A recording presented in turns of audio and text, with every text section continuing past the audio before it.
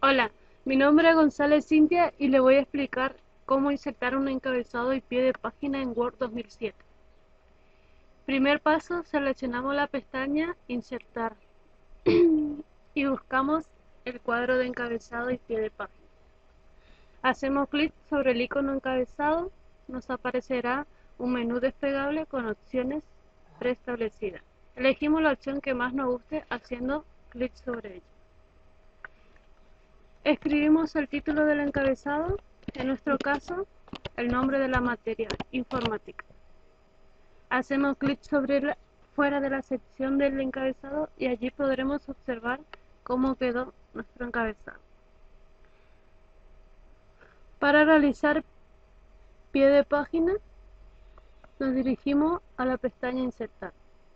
Buscamos el cuadro de encabezado y pie de página, seleccionamos pie de página, donde nos aparecerá un menú desplegable, el cual seleccionaremos la opción que nos guste. Ahí escribimos el título, en este caso mi nombre, González Cintia.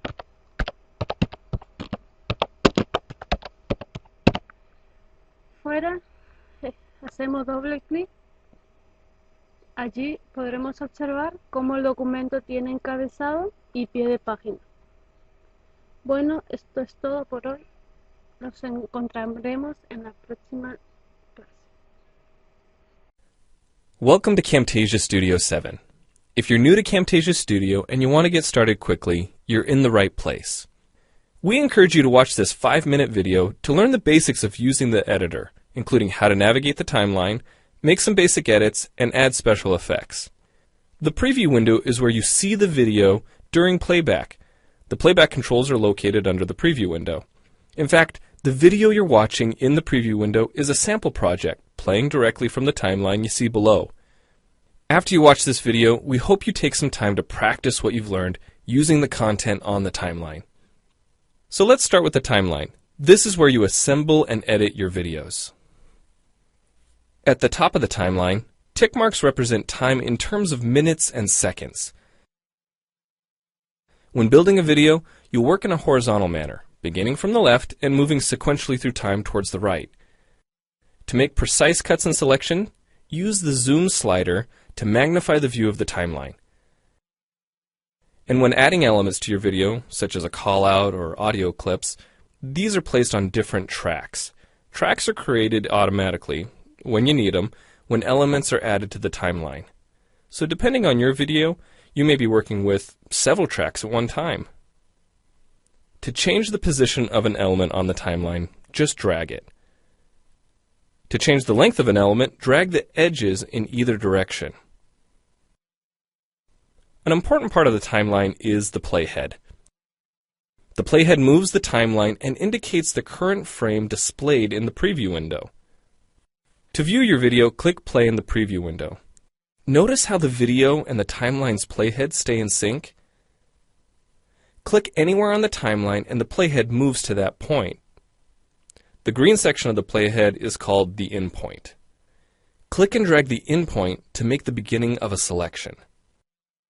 The red section of the playhead is called the out point. Just click and drag the out point to make the end of a selection. To bring the sections of the playhead back together, double-click the gray playhead. To split a video clip, position the playhead at the desired location and click the split button. And if you want to remove a portion of your video, make a selection with the in and out points, then click the cut button. If you make a mistake while editing, click the undo button. Next, we'll look at the clip bin and the library. The clip bin holds recordings, audio files, images, and title slides being used in the project you're currently working on. Then there's the library. It stores video clips, intros, callouts, title slides, and other elements that you want to use from project to project. The library is also pre-populated with professional animations, music, sound effects, and other content you can use in your video for free. To add your own clips or video sequences to the library, make a selection on the timeline, right-click, and choose Add to Library. To include clips and other elements in your video, drag them from the clip bin or library and drop them onto the timeline. The tabs located above the timeline are task pages used for adding and editing special effects. You can add callouts to emphasize a key point. You can insert a transition between clips for a professional look.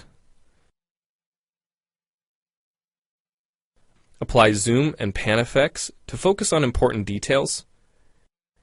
And draw attention to the cursor by changing the color, size, and more.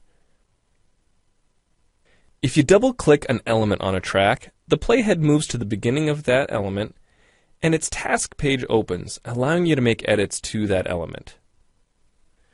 So we've shown you a few ways you can navigate and edit your video. But how do you get content into your video?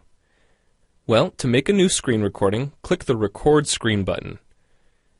If you already have an audio or video recording to use, click the Import Media button. When you've made edits and added effects to your video and you're ready to share it, you need to produce the project to create a shareable video. Click the Produce and Share button, step through the wizard, and Camtasia Studio creates a viewer-friendly, shareable MP4 file ready to upload to screencast.com, your blog, or a website. Well, it's time for you to try Camtasia Studio out for yourself using the content on the timeline. The help file in Camtasia Studio will help you use each of the Camtasia Studio features and applications.